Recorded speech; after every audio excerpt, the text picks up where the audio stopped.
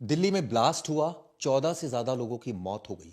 फिर वही सवाल उठा कि आखिर इंटेलिजेंस फेलियर इसको कहा जाए या फिर कहा जाए। इतना ही नहीं, नौगाम में हादसा हो गया और वहां पर भी कई पुलिस वाले मारे गए। एक वीडियो आई उमर की जिसमें उसने कहा कि वो सुसाइड बॉम्बर को सपोर्ट करता है और जिहादी मानसिकता का पता चला। अल फला यूनिवर्सिटी पर ईडी की रेड लगातार चल रही है। सर, दिल्ली के सीपी सतीश गोलचा साहब पहुंचते हैं मौके पर, सारे अधिकारी पहुंचते हैं क्राइम ब्रांच के स्पेशल सेल के। इंटेलिजेंस के नाम पर यह कहा जाए कि पूरी तरह से फेल। देखिए, इंटेलिजेंस का मतलब होता है इंटेलिजेंस, खूबियदार, बहुत जानकारी रखने वाला, खुफिया तंत्र, एलआईयू।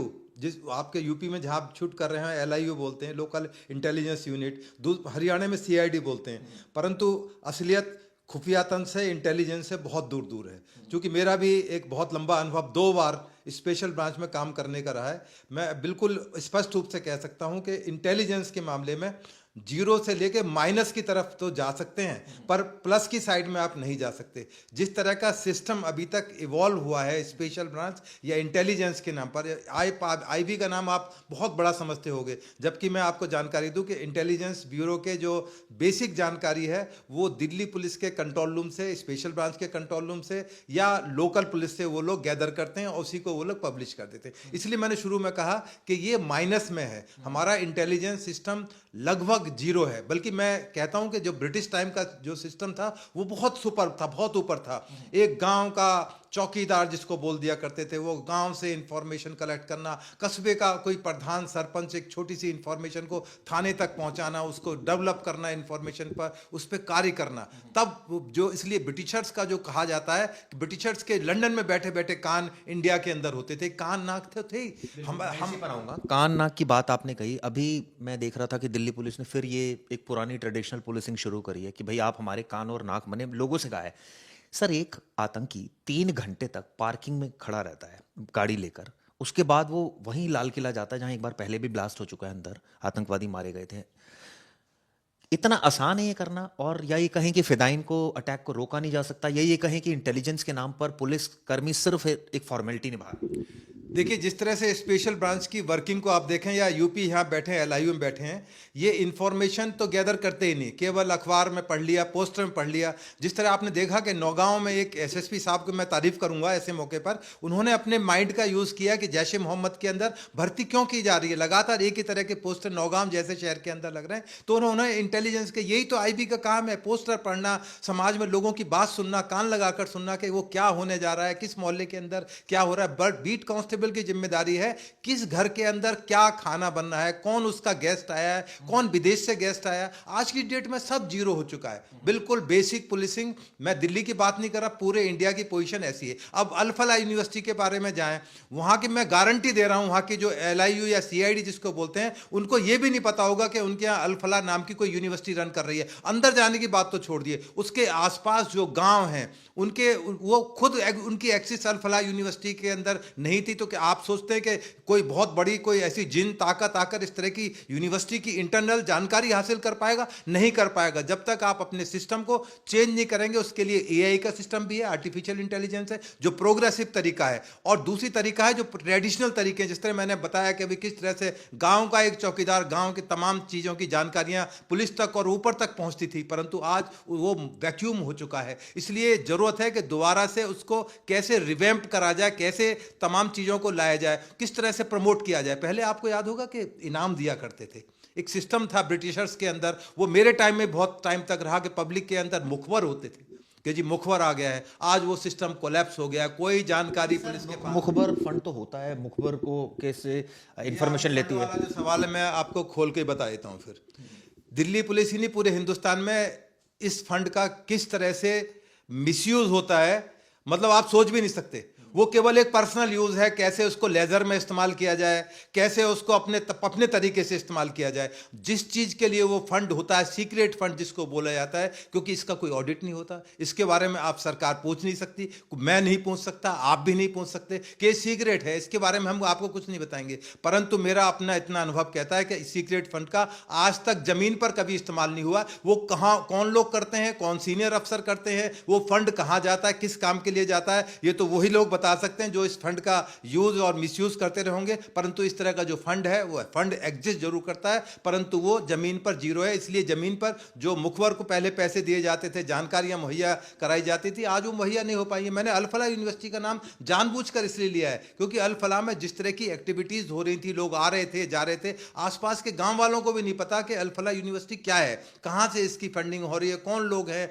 आज की डेट में इतना इंटेलिजेंस का टाइम है, जो स्पेशल ब्रांच के अंदर अधिकारी बैठे हुए हैं, केवल उनका एक और एक आंकलन जरूर अच्छा है, जब इलेक्शन होते हैं तो वो तमाम तरह की जानकारियां पॉलिटिकल पार्टीज के लिए इकट्ठी करते हैं, उसमें तो बड़ी कामयाबी है। मैं ये जरूर मानता हूं कि स्पेशल ब्रांच उस दिशा में बहुत अच्छा काम करती है, और कोई डिमॉन्स्ट्रेशन है, वीआईपी मूवमेंट है, उसके बारे में इंफॉर्मेशन, परंतु जो असलियत पुलिसिंग जिसकी आप बात कर रहे हो, जिसके लिए मैं और आज आप बैठकर डिबेट कर रहे हैं, उसके बारे में उनकी कोई जानकारी नहीं होती। बेसिक जमीनी स्तर पर उनकी कुछ जानकारी नहीं होती। स्पेशल ब्रांच का ऑफिस आसफ अली रोड पर जहां हेडक्वार्टर है, हेडक्वार्टर के पीछे घर में क्या हो रहा है या उस कॉलोनी में क्या हो रहा है, उनको वहां का नहीं पता। तो मैं किस तरह से डिपार्टमेट, इसको तो स्क्रैप कर देना चाहिए इस डिपार्टमेंट को, जब कुछ कोई जमीन पर कुछ इसका असर ही नहीं दिख रहा। पूछेंगे हंस क्यों रहे हैं, मैं इसलिए हंस रहा हूं कि पुरानी कहावत है, jack of all trade master of none. आप भर्ती कर रहे हैं, एक सिपाही को भर्ती कर रहे हैं, एक थानेदार को भर्ती कर रहे हैं, आज उससे ट्रैफिक में काम ले रहे हैं, कि वो ट्रैफिक के बारे में इतना जानकारी लेता है, आप उसको स्पेशल ब्रांच भेज देते हैं, फिर उसको थोड़ी बहुत जानकारी वहाँ की होती है, आप उसको थाने में लगा देते हैं, उसके बाद वहाँ की जानकारी होती है, आप उसको एयरपोर्ट भेज देते हैं, उसके बाद उसको जानकारी होती है तो और किसी डिपार्टमेंट में ऑफिस के अंदर लगाते हैं। तो तभी मैंने बोला jack of all trade master. आपका कहना है ट्रांसफर नहीं होना चाहिए? भाई भर्ती करो, इंटेलिजेंस के लिए अलग एक लाइन होनी चाहिए, स्ट्रीम होनी चाहिए, उसकी ट्रेनिंग होनी चाहिए। मैं आपके चैनल पर बोलता हूं, दिल्ली पुलिस बताए या यूपी पुलिस बताए, क्या उन्होंने कोई एलआईयू के बारे में कोई ट्रेनिंग कराई आज तक? आज तक बता रहा हूं, कोई ट्रेनिंग नहीं होती। वहां मेरे जैसा रफ आदमी पहुंच जाता है, जो पुराने लोग उसको समझाते हैं, बताते हैं, उसी पर वो काम करने लगता है, या अपनी उसकी बुद्धि होती है, तभी कहते हैं इंटेलिजेंस। तो इंटेलिजेंस तो यहां से आती है, और उसका क्या इंटेलिजेंस है, उसका क्या, उसने कुछ सीखा ही नहीं है, उसको कुछ बताया नहीं गया कि किस तरह की इंफॉर्मेशन चाहिए। जिस तरह अभी आपने बताया कि अल फलाह या ये टेररिस्ट के बारे में जानकारी कैसे लेगा, उसको अपने यही नहीं पता कि उसके इलाके में कितने मदरसे रन कर रहे हैं, वेदभूषण जी के बारे में कोई जानकारी नहीं है, कोई मस्जिद के अंदर कौन मौलवी उसके बारे में जानकारी नहीं है, तो कैसे वो उन चीजों को क्रैक कर पाएगा, कैसे जा पाएगा उसके अंदर? अब जा ही नहीं सकता। लेकिन एक बात और भी है ना कि ये लोग जो इस तरह से अगर डॉक्टर्ड होते हैं, ये लोग जो हमने देखा उमर का वीडियो सामने आया, ये लोग इन्फॉर्मेशन कहाँ, ये तो अपने लोगों तक इन्फॉर्मेशन सीमित रखते हैं, ये लोग कहाँ बाहर जो पहुंचाते हैं? और ये कोई इतना आसान नहीं है इनके बीच में बैठ के। पहले तो कहते थे ना, बदमाश से अगर इन्फॉर्मेशन लेनी है तो बदमाश के साथ बैठना पड़ेगा पुलिस को, लेकिन अब तो बदमाश तो बहुत स्मार्ट हो गए। देखिए, ये चूहे बिल्ली का गेम है, कई बार चूहा आगे होता है, कई बार बिल्ली आगे होती है। अब ये तो कोशिश है कि कौन उसमें कामयाब होगा, परंतु आज एआई का टाइम है, सही गैजेट्स का इस्तेमाल किया जाए, सही इंफॉर्मेशन। मैं यहाँ बैठे बैठे इस इलाके के अंदर जो भी इंफॉर्मेशन चल रही, यदि मुझे तमाम गैजेट्स जैसे मोसाद इस्तेमाल करती है, हमारे पास भी हैं वो, उन तमाम चीज़ों का इस्तेमाल करें, एक पर्टिकुलर डाटा यदि बैंक बनाए, हमें पता लग सकता है कि इस इलाके में क्या एक्टिविटीज चल रही हैं, पर हम कोशिश ही नहीं करेंगे, हमें पता ही नहीं है। मतलब इवन जो सीनियर ऑफिसर्स हैं उनको नहीं पता कि इंटेलिजेंस का कलेक्शन कैसे की जाए, जमीन पर कैसे की जाए। और आज की डेट में आर्टिफिशियल इंटेलिजेंस का टाइम है, आप तमाम तरह के डाटाज इकट्ठे कर सकते हैं, आसपास की इंफॉर्मेशन आप अपने ऑफिस में बैठे बैठे गैदर कर सकते सर, हैं। इसमें एक चीज जानना चाहूंगा, इस टेररिस्ट केस में आपने देखा 3 घंटे से एक आदमी गाड़ी लेकर खड़ा हुआ है, यहाँ कोई चेक एंड बैलेंस ही नहीं, कोई गाड़ी कहीं पार्क करके खड़ा रहा है कितने भी घंटे तक, कोई पूछने वाला नहीं है, कोई रोक टोक जो अभियान था दिल्ली पुलिस का वो फेल होता नजर आ रहा है। ना लोगों में सेंस है कि वो एटलीस्ट पुलिस को बताएं, ना पुलिस को तो पता ही नहीं होता। देखिए, ये अब गाड़ियों को चेक करने से या पॉपुलेशन को चेक करने से ये समस्या समाधान नहीं हो सकती। इस दिल्ली शहर के अंदर, चूंकि ये दिल्ली मेट्रोपॉलिटन सिटी है, राजधानी है, 3 मेट्रोपॉलिटन सिटीज, कलकत्ता, बॉम्बे, मद्रास, चेन्नई, इन तीनों को मिलाकर लगभग 30 लाख गाड़ियां दिल्ली के अंदर हैं। तो गोटी जी, चेकिंग तो मुश्किल नहीं है, पर हाँ, आप इंटेलिजेंस से अपने कलेक्शन करके इस तरह की चीज़ों को आइडेंटिफाई कर सकते हैं, लोकेट कर सकते हैं कि किस एरिया के अंदर कौन गाड़ी खड़ी हुई है, क्या एक्टिविटीज चल रही हैं। जिस तरह से गाड़ी सेल परचेज हुई, क्या हम चेक नहीं कर सकते? क्योंकि जिस तरह से सीलमपुर के एड्रेस पर उमर की गाड़ी, 2-2 गाड़ियां हो रही हैं, तो ये एक आई ओपनिंग था कि हम चेक करें कि ये कौन लोग हैं जो गाड़ियों के ट्रांसफर कर रहे हैं। इस तरह से जो डॉक्टर शाहीन है, उनके अकाउंट्स पर नजर रखी जा सकती थी। जो अब मालिक अरेस्ट हुए, ईडी ने जिनको अरेस्ट हुआ है, लगभग 400 करोड़ से ऊपर ज्यादा की वो ट्रांजेक्शन कर रहे हैं, और हमारी ईडी और डिपार्टमेंट इंटेलिजेंस ब्यूरो सारे चुप बैठे, उनको यही नहीं पता कि यूनिवर्सिटी की फंडिंग कहाँ से हो रही है, क्या विदेश से फंडिंग हो रही है, कौन लोग आकर फंडिंग कर रहे हैं, ये पैसा आ रहा है किस चीज के लिए इस्तेमाल किया जा रहा है। अब ये छोटा मोटा पैसे में नहीं होती। आप ये जो स्टीन गन आपने लगा रखी है ना, इसको खरीदने में जाए तो आप और मैं मिलकर नहीं खरीद पाएंगे, इतनी महंगी है, और लाना इसको प्रिक्योर करना, दो स्टेन गन खरीदना, अमोनियम नाइट्रेट। हालांकि अमोनियम नाइट्रेट कोई ऐसी चीज़ नहीं है, मैं किसान का बेटा हूं, मैंने ट्रैक्टर भर भर के अमोनियम नाइट्रेट NPK बोलते हैं गाँव के अंदर, वो खेतों के अंदर डाला हुआ है, तो इसको प्रिक्योर करना आसान नहीं है। परंतु हाँ, कोई इस तरह का एलिमेंट यदि खरीद रहा है मार्केट से तो जरूर उस पर निगाह जानी चाहिए, चाहे वो दुकानदार है। इसलिए ये आइज एंड ईयर्स का मैंने जिक्र किया था कि जब तक पूरा हिंदुस्तान, पूरा एक एक जो सोसाइटी के अंदर लोग नहीं समझेंगे कि इसकी क्या इंपॉर्टेंस है, तब तक इस तरह की चीजों पर रोक नहीं लगाई जा सकती। ऐसे उम्र और पैदा होंगे। ये तो प्रवोक कर रहा था कि आओ इस तरह के सुसाइड करो, तो इसलिए बहुत सारे उम्र बैठे हुए हैं भी सोसाइटी के अंदर, और बहुत सारी अल्लाह फना यूनिवर्सिटी हैं, देवबंद यूनिवर्सिटी, अलीगढ़ मुस्लिम यूनिवर्सिटी, जामिया मिलिया यूनिवर्सिटी, जहाँ से CA/NRC का दंगा शुरू होगा, दिल्ली पुलिस को ये नहीं पता लगा शाहीन बाग बच गया, पूरे हिंदुस्तान के अंदर तबाही मच गई, सीलमपुर के अंदर दंगे हो गए जब क्लिंटन साहब हिंदुस्तान के अंदर आए थे। तो ये तमाम, जब तक हम सब मिलकर, पूरा हिंदुस्तान मिलकर इंटेलिजेंस के तरीके, एक एक आदमी हमारा मुखबर है, जो एक एक ग्राउंड पे एक दुकानदार भी खड़ा है, एक पान बेचने वाला भी, उसकी दुकान पर कौन। वेद भूषण जी, ये कहते हैं लोग, जैसे अगर मैं इस पे स्पेसिफिक आऊं, 3 घंटे तक पार्किंग में गाड़ी खड़ी होना। दिल्ली में तो कई सारी ऐसी जगह है, बहुत सारी पार्किंग है, जहां मॉल की पार्किंग, आजकल तो एक नया कॉन्सेप्ट डेवलप हो गया है कि इतनी बड़ी बड़ी पार्किंग है, लोग खड़े रहते हैं, कोई पूछने वाला नहीं है ना। तो वहां जो सिक्योरिटी गार्ड है उसको तो पैसों से मतलब है, उसको सिर्फ पैसे देते जाओ, खड़े रहो, जो मर्जी। मैं आपको, बड़े हंसी की बात भी है, आपके व्यूअर्स को ताज्जुब भी होगा, जो आजकल जो मॉडर्न चोर है वो अपनी चोरी करके आसपास की गाड़ियों को पार्किंग में छोड़ जाते हैं, और फिर महीनों भर बाद उसको जब मौका लगता है नंबर प्लेट बदल के जैसे भी वो ले जाते हैं। आप दिल्ली में ऐसी, मैं आपको दुनिया भर की पार्किंग बताऊं, डिलाइट सिनेमा के पास पार्किंग आप महीनों तक खड़ी रखें, कोई पूछने वाला ही नहीं आएगा। ये होना चाहिए ना चेक इन। हाँ, चेक इन बैलेंस होना चाहिए। तो मैंने कहा सभी की जिम्मेदारी है, ये केवल एक पुलिस की जिम्मेदारी नहीं है, ये एक आम आदमी की जिम्मेदारी है कि सबको, पूरे हिंदुस्तान को कलेक्टिवली, जब तक हम लोग इन चीज़ों के लिए सतर्क नहीं होंगे, जानकारी नहीं होगी, तब तक नहीं हो पाएगा। जहाँ ये अल्फला यूनिवर्सिटी के आसपास के गांव में इनोसेंट लोग, इनको यही नहीं पता कि किस तरह की टेररिस्ट एक्टिविटीज, गांव गांव तक जब लोग जागेंगे नहीं, जैसे मैंने चौकीदार का। इसमें एक और सर केस सामने आया, इसमें ये आया कि इन्होंने इतना सारा जो बारूद इकट्ठा किया, वो तो बाजार में आसानी से मिलता है। आपने बोला मैं खुद अमोनियम नाइट्रेट लाता था, मैं किसान का बेटा हूँ, उसमें इस्तेमाल होता था। तो सर जब ये सारी चीजें कॉम्बिनेशन बन जाएगा तो विस्फोट तो होगा ही ना। तो ये सब चीजों पर चेक एंड बैलेंस नहीं, क्या किसी को भी कुछ भी दे देता है? किसान है तो ठीक है, एक लिमिट होगी ना किसान को भी देने की, और रेगुलर कस्टमर्स को दिया जाता है, ये थोड़ी कि किसी अनजाने को दे दिया जाए और इतनी मात्रा में दे दिया। देखिए, आपको याद होगा कि जब एक बार जब लड़कियों के ऊपर मुंह पर तेजाब फेंक दिया जाता था, पूरे हिंदुस्तान में लड़कियां मर गई, लड़कियां, पति ने मार दिया, बॉयफ्रेंड ने उसके मार दिया, मुंह जला दिया कि तू सुंदर है, तेरा रूप ही खराब कर दूंगा। तो जब पूरे हिंदुस्तान में ह्यू एंड क्राई मचा, तो तेजाब वालों पर नकेल डाली गई कि आप तेजाब आमतौर पर नहीं बेच पाएंगे। तो जब इस तरह की चीजें होंगी, समाज के अंदर आएंगी। अब अमोनियम नाइट्रेट है, कल को पोटेशियम नाइट्रेट बिक जाएगा, वो तो बिल्कुल एक बारूद है, आप ला के अभी रखें, अभी साथ के साथ ब्लास्ट हो जाएगी। तो जब तक इन तमाम चीजों को एक कैलकुलेटिव तरीके से सरकार और पुलिस और इंटेलिजेंस एजेंसी मिलकर इस बारे में काम नहीं करेंगे, और पब्लिक का जो कॉपरेशन है, उसके बिना ये चीजें रुक नहीं सकती।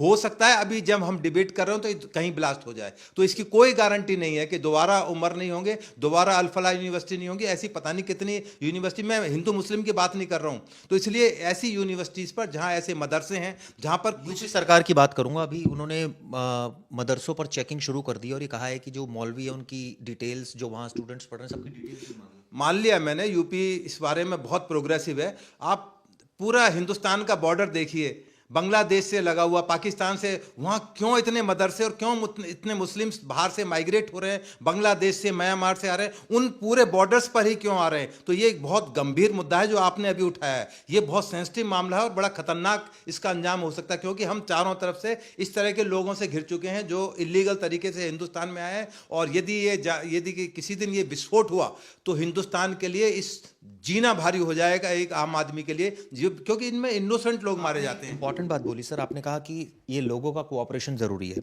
अब लोग तो कोऑपरेट नहीं करते, तभी वजह ये इस तरह की घटनाएं हो रही है। और हमने देखा कि 3 घंटे गाड़ी खड़ी रहती है, एक आदमी सुबह 8 बजे आ जाता है दिल्ली की परिसीमा में, और उसके बाद कनॉट प्लेस घूम रहा है, मयूर विहार घूम रहा है, उसको कोई डर नहीं है, बारूद उसकी गाड़ी में है, कोई चेक करने वाला नहीं है।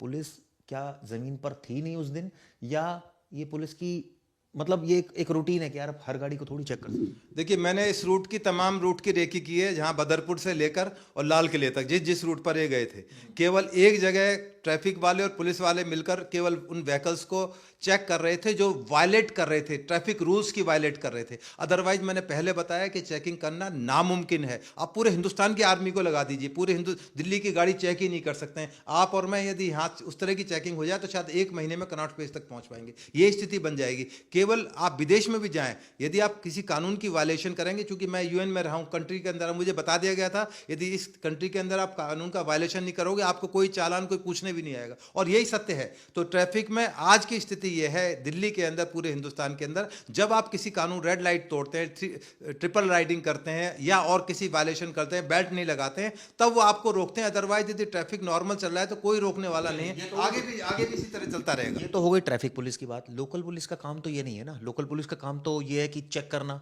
उनका काम तो ट्रैफिक वायलेटर्स को नहीं देखना ना। वो क्यों नहीं मौके पर रहती, या ये कहा जाए कि पुलिस नहीं है जी, ये तो फालतू की बातें हैं, पुलिस नहीं है हमारे पास इतनी, और पॉपुलेशन बहुत है, इस ये माना जाए? देखिए, जो बेसिक पुलिसिंग है उसमें कहीं ना कहीं अभाव आ गया है इन चीज़ों का। मैंने शुरू में बताया कि बीट कांस्टेबल, जो बीट ऑफिसर है, उससे बड़ा इंटेलिजेंस का कोई ऑफिसर है ही लेकिन नहीं। उस पर तो इतना प्रेशर है ना, उसको तो फटीक भी निपटानी है, उसको तो 50 काम भी करने हैं। जो आप फटीक वाली बात आपने कही, उसके ऊपर और तरह की जिम्मेदारी ज्यादा है। जो उसका बेसिक काम है, जो इसकी जिम्मेदारी है कि अपनी बीट में एक एक आदमी पर, एक एक घर पे निगाह रखे, हर एक मस्जिद पर, मदरसे पर, मंदिर, स्कूल, चर्च, सबके बारे में जानकारी इकट्ठी की जाए। इसलिए मैंने कहा कि उन चीज़ों का अभाव दिल्ली पुलिस नहीं, पूरे हिंदुस्तान की पुलिस में है। किसी को भी जानकारी नहीं होती कि क्या मदरसों में चल रहा है, कौन क्या पढ़ाया जा रहा है, गाड़ियां उसके इलाके में आ रही है, कौन सी जा रही है, किसके घर में कितनी गाड़ियां हैं। पहले रजिस्ट्रेशन की वेरिफिकेशन कराई जाती थी कि गाड़ी किसके नाम ट्रांसफर हो। अब कुछ भी नहीं है, सब कुछ चीज़ ऑनलाइन है। आप पेपर वर्क पूरा कर दें, चाहे वो असली है नकली है, वो सिस्टम उसको एक्सेप्ट कर लेगा, आपकी गाड़ी ट्रांसफर हो जाएगी। वो टेररिस्ट के पास इसी पर आ रहा हूं। इस केस में एक चीज ये भी सामने आई और सरकार ने फैसला भी लिया कि आरसी लोग ट्रांसफर नहीं कराते हैं और एक ही नाम से चलती रहती है, और वो 5-6 लोगों को बिक जाती है।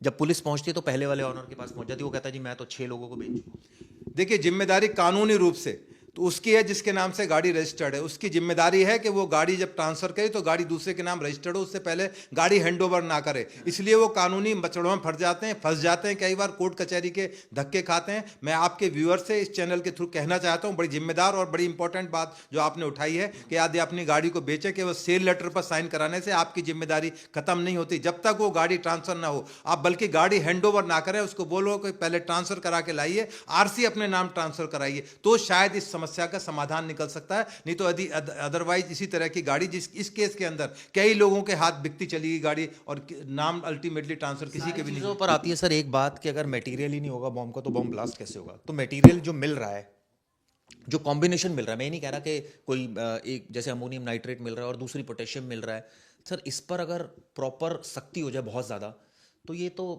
नामुमकिन हो जाएगा इस तरह। हाँ बिल्कुल, ये होना चाहिए, क्योंकि जो लोग इसका इस्तेमाल करते हैं, चाहे वो किसान है या किसी इंडस्ट्रियल यूज़ में आता है, तो उनके लिए बाकायदा, उनके लिए जिस तरह के आपने तेजाब के लिए आपने राशन कार्ड बना दिए, और चीज़ों के लिए बना दिए, इसके लिए भी राशनिंग करनी चाहिए कि किन लोगों के हाथ में इस तरह की चीज़ें जा रही हैं। अब वो टाइम आ गया, एक एक चीज़ को एड्रेस करना चाहिए। पेट्रोल पंप हैं, पहले किसी टाइम में ये होता था कि पेट्रोल पंप पर भी निगाह रखी जाती थी, क्योंकि बहुत सारी चीज़ें ऐसी होती थी कि पेट्रोल को ही पेट्रोल बम की तरह इस्तेमाल किया जाता है। अब वो धीरे धीरे चीज़ खत्म हो गई। अब चूंकि एआई का टाइम है, टेक्नोलॉजी का टाइम है, तमाम गूगल करके देख लेंगे क्या कॉम्बिनेशन बनाए जिससे ब्लास्ट हो जाए, क्या कॉम्बिनेशन करें जिससे इजीली मार्केट के अंदर हो। आपने वॉल्व अटैक देखा है, किस तरह से प्रेशर कुकर के अंदर बम रख दिया, एक छोटे से बाल्टी के अंदर बम रख दिया। ट्रांजिस्टर बम का याद है, सीरियल ब्लास्ट हुए थे दिल्ली के, पूरी दिल्ली दहल गई थी। एक ट्रांजिस्टर, जिसने भी ट्रांजिस्टर का बटन ऑन किया और वो ब्लास्ट में उड़ गया। तो इस तरह की जो चीज़ें हैं वो धीरे धीरे पब्लिक के अवेयर होना चाहिए, तभी पब्लिक के साथ जब तक पुलिस नहीं जुड़ेगी, ये इंटेलिजेंस सिस्टम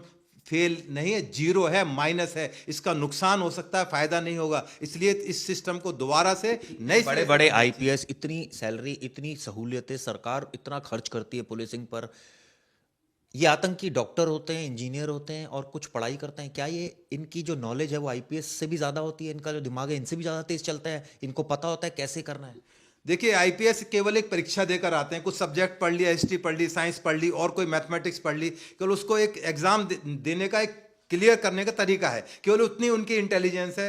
इससे ज़्यादा मैं नहीं समझता कि बहुत ज़्यादा वो समझा कि आईपीएस बन गया या आईएएस बन गया है तो बहुत ज़्यादा इंटेलिजेंस। एक आम आदमी उससे ज़्यादा इंटेलिजेंस हो सकता है, उसका माइंड ज़्यादा काम कर सकता है ज़मीन के ऊपर कि क्या चीज़ व्हाट रैंक क्या गलत हो रहा है सोसाइटी के अंदर। तो जरूरी नहीं कि आईएएस आईपीएस हो जाना इस चीज़ की कोई बुद्धिमत्ता का या इंटेलिजेंस का कोई द्योतक है। छोटी से छोटी इंफॉर्मेशन आईपीएस ऑफिसर इग्नोर कर देते हैं, छोड़िए इसको, इसमें बेकार की चीज़ है, मुझे इस बारे में जानकारी दीजिए। जब तक आप छोटी से छोटी ज़मीन से जुड़ी हुई चीज़ को एक सीरियस नहीं ले लेंगे तब तक वो नहीं हो सकता। अब किसी बड़े अफसर को बताओ कि फला गांव के अंदर, छोड़ो ये गांव वाम की बातें छोड़ो, मेरे को यहाँ की बताओ, मेरे शहर की बताओ। तो जब तक आप छोटी छोटी बात को कलेक्ट नहीं करोगे, सारी इंफॉर्मेशन को एक तरह से इंटेलिजेंस के नज़र से नहीं देखोगे, तब तक इस तरह की घटनाएं होती रहेंगी, लगातार होती रहेंगी। आप कितने इंटेलिजेंट आईएएस आईपीएस लगा दीजिए, कंट्रोल नहीं हो पाएगा। लास्ट सवाल आपसे सर, दिल्ली ब्लास्ट में ये भी बात सामने आई कि इनका जो प्लान था वो था मॉडिफाइड ड्रोन के अंदर रॉकेट लगाना, विस्फोट करना, उसके जरिए हमास की तरह करना, और एक कार बॉम्ब का भी था इनका जो इन्होंने ये सफल भी हुए। आपने जिक्र किया ट्रांजिस्टर बम का, तो तरीके तो बहुत है ना। अगर मान लीजिए कार बम आप रोक लेंगे तो ये दूसरा तरीका अपना लेंगे। देखिए ये आज ये लोग आम डॉक्टर हैं, पढ़े लिखे डॉक्टर हैं, ऐसा नहीं है कि सब कुछ समझते हैं। बिन लाडेन के बारे में जानकारी होगी, ही वॉज ए जीनियस, जिसने अमेरिका जैसे कंट्री को हिला दिया, हवाई जहाज से बिल्डिंग्स को गिरा दिया। तो ये लोग आम क्रिमिनल नहीं है, उस टाइप के ये अपराधी में, उसमें थोड़ा सा फर्क मैं करना चाहता हूँ। एक अपराधी है जो चोर उचक्का डकैती फकैती दुनिया भर के क्राइम कर रहा है, एक टेररिस्ट है जो एक रिफाइंड किस्म के टेररिस्ट हैं। ये वो सड़क छाप टेररिस्ट नहीं है कि आपने पकड़ा और उठा के बंद कर लिया, उनकी जेब से तमंचा निकल गया, चक्कू निकल गया, आपने बंद कर दिया। ये डिफरेंट तरह के पैरामीटर्स पर हैं, इसलिए इनको पकड़ने के लिए भी पुलिस को और इंटेलिजेंस एजेंसीज को इनसे एक कदम आगे होगा, नहीं तो इसी तरह के ब्लास्ट दोबारा होंगे, फिर होंगे, रिपीटेडली होंगे, और इनको कैच करना, पकड़ना नामुमकिन होगा भारत सरकार के लिए। चलिए, जिस तरह से वेदभूषण जी ने बताया, काफ़ी एग्रेसिवली बताया और तमाम मुद्दों पर उन्होंने राय रखी है, बताया कि किस तरह से जो बेसिक इंटेलिजेंस है उस पर ध्यान देने की ज़रूरत है, मुखबिरों पर ध्यान देने की ज़रूरत है। इसके अलावा चेक एंड बैलेंस होना चाहिए, जो इस तरह की विस्फोटक सामग्रियाँ मिल रही हैं बाज़ार में। इसके अलावा अलग अलग तरीक़ों से जो पास्ट में इंसिडेंट्स हुए उनसे सीख कर बहुत कुछ ऐसा करने की ज़रूरत है जिसमें जो पुलिस है वो इन टेररिस्ट से आगे रहे, वो आगे ना रहें और वो मौका ना छोड़ दें कि इस तरह की घटनाएं हो जाएं। उम्मीद करता हूँ वीडियो आपको पसंद आई होगी। धन्यवाद दोस्तों। गर्मियों की छुट्टी होने वाली थी, मेरे पापा आने वाले थे, तो हम लोग सभी खुश थे। तो मैं एक बेड पे चढ़ के डांस कर रहा था, लेकिन वो पहले ही आ गए। फ्रीज तो मैं उस समय तो कंटिन्यू नहीं कर सकता था, तो फ्रीज फ्रेम टाइप का हो गया। कसम पैदा कर